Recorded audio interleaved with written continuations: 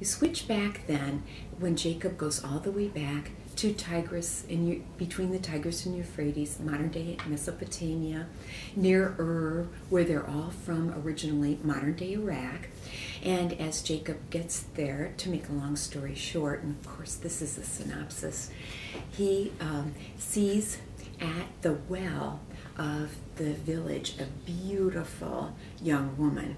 And so he asks around and he requests of her father if he could indeed marry this young woman. Jacob has seen the woman Rachel. And so the bride price at this time, since he doesn't have anything from where he's going to go back to later and get the things from Isaac and Rebekah, is 7 years labor. You might ask your students or anybody in a Bible class how many people would really do 7 years now.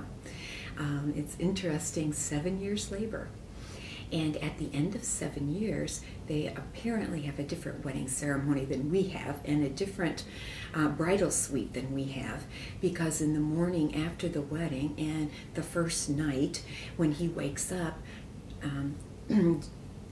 Jacob finds out that he is not married to Rachel, but he's married to her older sister Leah. Now the scriptures are kind of iffy here, but if you read between the lines, it says that Leah wasn't as comely of face as Rachel.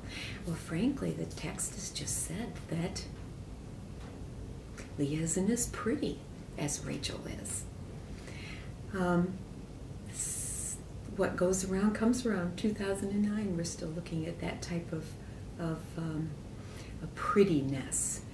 Well, now it's Jacob's turn to be mad because he's been deceived, and he goes to his father-in-law, says he had wanted Rachel, but he got Leah, and the father-in-law says it doesn't really matter because we never marry off the younger sisters before the older, so you're married to Leah.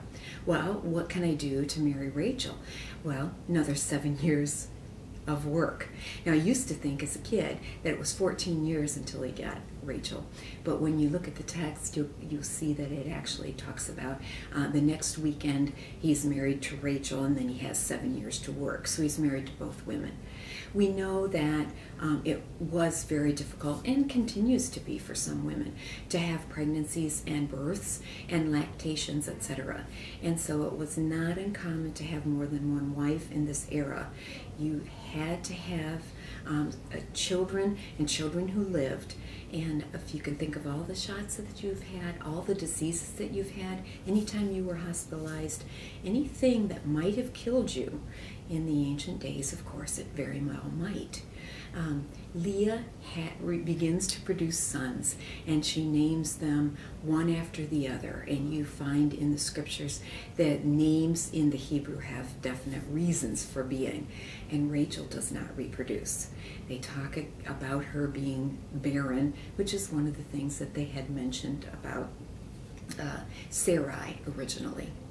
Leah then, after a while, doesn't get pregnant immediately, and so she gives her handmaid, translate that to slave, because you can't give to your husband somebody who's not a slave of yours. If it was just a servant, hopefully they could say no, and continues to reproduce with Jacob. And then also Rachel gives her maid to her husband Jacob, and all in all they have 10 sons. Notice the scriptures do not mention any daughters. We're guesstimating, or at least I'm not remembering today, we're guesstimating there are girls born in between. But in this patriarchal society, it's the males that are important. Finally then, Rachel's prayers are answered, and she becomes pregnant and gives birth to the beautiful boy that we all know is Joseph, he of the Technicolor dream coat. The cycle of the stories repeats here because you get back to the same favoritism that we had before.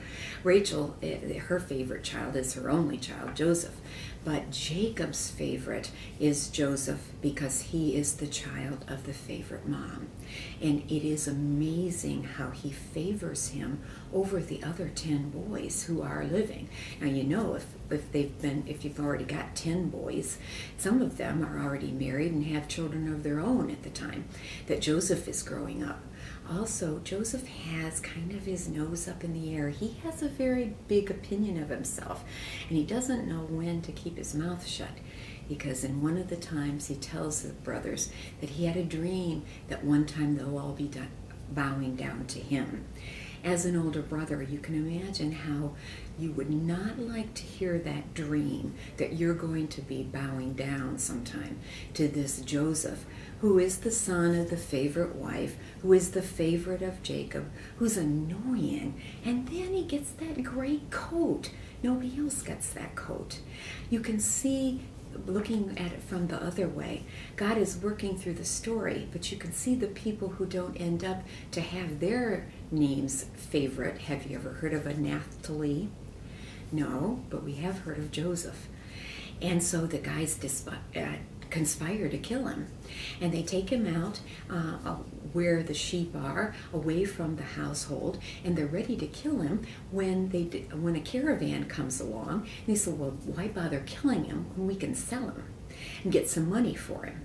And they take the coat, kill another type of animal, put the blood on the coat. No CSI at this time, or forensic sciences. So when they take the bloody coat back to their dad, he believes that his son is dead, where actually all of the guys have actually sold him. And this is how Joseph ends up in Egypt. When we talk about Moses leaving with the people 400 years later than Joseph, it is through the Joseph being sold to Egypt that we end up having all of the 11 other brothers coming to Egypt. Rachel does have another child that they call Benjamin. Notice again, a name that's prominent now, and she dies in childbirth with that child. So that makes the 12 tribes. The Star of David has 6 points but 12 sides. The disciples of Jesus are 12 because 12 is that perfect number along with 7 in Judaism. You see how the cycles of the stories go. When there's a famine later in the land, Jacob sends 10 of the brothers, keeping Benjamin back because he's the favorite, sends them to Egypt because of the foretelling of the stories, which Joseph is really good at, and we're very familiar with most of the Joseph stories. And once they go through a lot of intrigue there, it ends up that all 12 of the brothers end up in Egypt with all their spouses and their numerous children and their children, and stay there 400 years. The cycle of stories is amazing to me, in that oftentimes you see real human people struggling to do what God would will them to do. And as you can ask yourself, what was the will of God in Sarah's life? What was the will of God in Rebecca's life? How about in Esau's life? How about in Leah's life? All of those things. And when you look at the cycles of stories, you see how the answer to the human question is answered, how they ended up in Egypt, why there are 12, all those kinds of things, which can be true or hold truth. Anyway, they're a matter of faith and belief. This is the end of the stories of the patriarchs from Genesis. I hope you have a wonderful day.